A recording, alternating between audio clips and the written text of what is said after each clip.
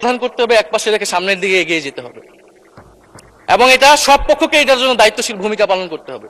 মুক্তিযুদ্ধ যেমন কোনো দেশের ষড়যন্ত্র না, আবার মুক্তিযুদ্ধের নাম করে এদেশে যে লুটপাট ফ্যাসিবাদ কায়েম হয়েছে সেটাও আমাদের ভুলা যাবে না। মাননীয় স্পিকার, মাননীয় স্পিকার, জুলাই গণ অভ্যুত্থান সকলের অংশগ্রহণে হয়েছিল, এটা আমরা বারবার বলেছি। তবে বিএনপির বিভিন্ন সদস্য তারা তাদের আলোচনায় বারবার বলার চেষ্টা করে যে আমরা ছিলাম না, আমরা তো এভাবে ছিলাম এভাবে ছিলাম। এটা তো প্রমাণ করার প্রয়োজন নাই মাননীয় স্পিকার। এটা কেন এত হীনমন্যতা আমাদের এটা বুঝে আসে না।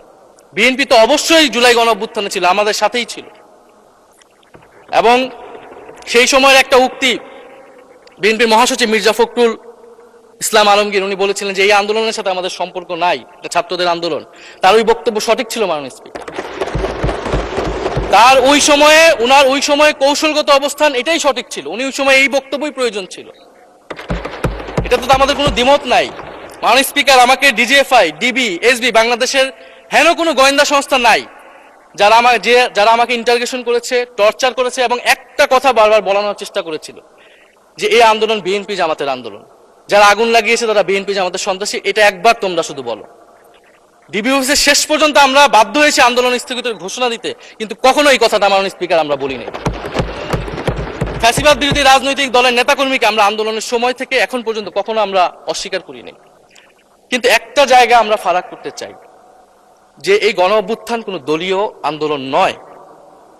90-এর গণ অভ্যুত্থান, 69-এর গণ অভ্যুত্থান থেকে এই গণ অভ্যুত্থানের পার্থক্য রয়েছে মাননীয় স্পিকার। এই গণ অভ্যুত্থানে ফ্যাসিবাদ বিরোধী রাজনৈতিক দলের নেতাকর্মীরা নেতৃত্বে নয়, সামনে পিছনে ছিল মাননীয় স্পিকার। সামনে সাধারণ জনগণ ছিল, ছাত্ররা ছিল।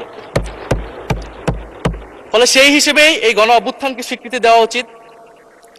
এখন যদি বলা হয় যে অমুকের নেতৃত্বে এই গণ অভ্যুত্থান হয়েছে, আমাদের লোকেরা এই গণ অভ্যুত্থান করেছে, এটা মাননীয় স্পিকার এই গণ অভ্যুত্থানের সাথে যারা সাধারণ মানুষ নেমেছিল, যারা শহীদ হয়েছে তাদের সাথে মাননীয় স্পিকার বিশ্বাসঘাতকতা করা হবে।